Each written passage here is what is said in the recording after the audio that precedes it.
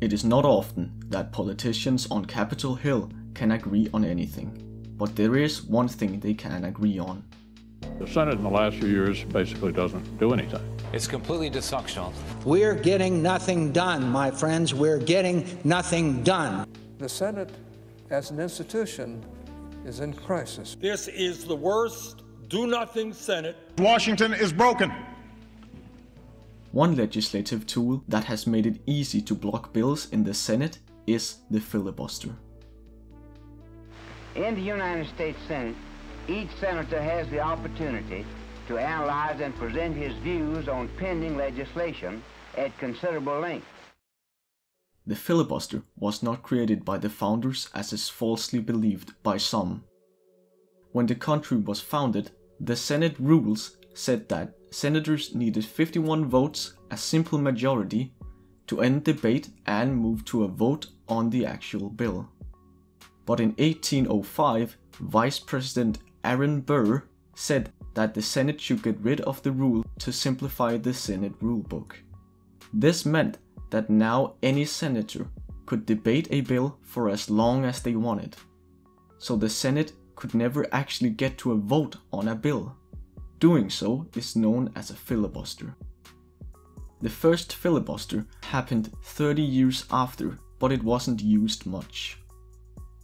During 1917, the Senate adopted a rule to ensure that a supermajority of 2/3 of senators could vote to end debate on a bill. This is known as cloture. Filibusters were rare from 1917 up until the time that Congress started considering big civil rights legislation in the 50s and 60s. The Civil Rights Act of 1957 was filibustered by Southern senators. A speech by Senator Strom Thurmond lasted 24 hours and 18 minutes, the longest single-person filibuster ever.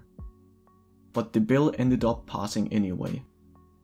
The Civil Rights Act of 1964 was filibustered by Southern senators for more than 57 days. It will be the aim of our small band of Southern senators to make certain that every facet of this legislation is discussed, considered, and expanded at great length, even indefinitely, if necessary. Until the Senate finally invoked cloture and the bill was passed. In 1975, the Senate changed the rules so that 3/5 of senators, instead of 2/3, could invoke cloture. The rule change meant that 60 senators needed to vote yes to invoke cloture. The same 60-vote threshold remains to this day. The Senate also changed the requirements for filibustering. Senators no longer needed to stand up and talk to filibuster, but instead just signal their intent to filibuster a bill. Today, when you see senators stand up and talk about a bill, it is no more than a political stunt. Since the 2000s, the number of filibusters has exploded. We can see that during Jimmy Carter's single term in office, there were 34 cloture votes, while there were 466 in Donald Trump's single term. It has come to a point where basically all legislation needs 60 votes to pass the Senate. The amount of bills passed by the Senate has fallen significantly. And from 2019 to 2021, only 6% of bills introduced in the Senate actually ended up becoming law. This has led some to seek reform to the filibuster, while others want to keep it. So here are some of their arguments. A big argument in favor of the filibuster is that it protects the right of the minority from the tyranny of the majority, by letting them debate and even block bills which discriminate against minority rights. Opponents of the filibuster point out that throughout time, the filibuster has actually been used more to block the furthering of minority rights than to protect minorities. From the filibuster's creation up until the 70s, it has mainly been used to block civil rights and anti-discrimination laws. They point to the fact that the filibuster has created a climate where the minority can veto any bill, creating a sort of tyranny of the minority. Some of the founders feared this. In Federalist 22, Alexander Hamilton wrote, quote, "The necessity of unanimity in public bodies, or something approaching towards it, has been founded upon a supposition that it would contribute to security, but its real operation is to embarrass the administration and to destroy the energy of the government." End quote. Another argument in favor of the filibuster is that it encourages bipartisanship. Core, the filibuster is not about stopping a nominee or a bill. It's about compromise and moderation.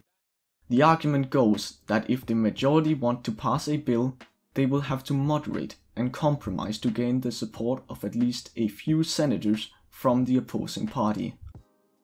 The most common counter-argument is, look around you. Do you see much bipartisanship going on in the Senate? The problem with this argument is that it assumes the minority party is willing to compromise. But usually, the minority can gain more politically by just killing all bills.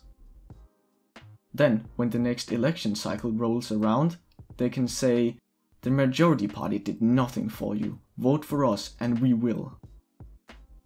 And this strategy of just obstructing the majority seems to work. Generally, in the midterm elections when no president is on the ballot, the majority tends to lose seats, like for example in 2010, when the Democratic majority lost 6 seats in the Senate and lost control of the House. Or in 2018, when the Republican majority lost control of the House. We worked very hard to keep our fingerprints off these proposals, Senate Minority Leader Mitch McConnell said about Obamacare. When you hang the bipartisan tag on something, the perception is that differences have been worked out and there's a broad agreement. There are several different proposals to reform the filibuster, but we will look at just 3. Some propose that we just change the rules to how they used to be and require senators to actively stand up and debate a bill when they want to filibuster it. Another proposal is to use a procedural maneuver called the nuclear option, which means that a simple majority of senators can vote to discontinue the use of the filibuster completely, and any bill in the future would need just 51 votes to pass. The nuclear option has actually been used twice before, in 2013 and 2017, to eliminate the filibuster for confirmation of federal and Supreme Court judges. Another option is to decrease the threshold for cloture to 55, meaning only 55 senators would be needed to overcome a filibuster. Lowering the threshold to invoke cloture requires changing the Senate rules, which 67 senators must agree on. Senate Democrats will need to win over 17 Republicans, and while it may seem impossible to get that many Republicans to agree on something that would hurt their power to obstruct, it might be possible if the alternative is the elimination of the filibuster through the nuclear option. Of course, your party won't always be in the majority. While it obstructs you when you are the one in the majority, you also get to obstruct the other party when they're in the majority. This is what you get for keeping the filibuster around. The filibuster has probably blocked things you like and things you dislike. Here are a few. The repeal of the estate tax. Tax cuts for companies that return jobs from overseas back to the United States. A public option in Obamacare. Gun control. A pathway to citizenship for certain illegal immigrants. Several proposals to restrict access to abortion. And limits on campaign donations. So the question is, Do you want to limit your party's ability to govern in exchange for the ability to block the other party's governance?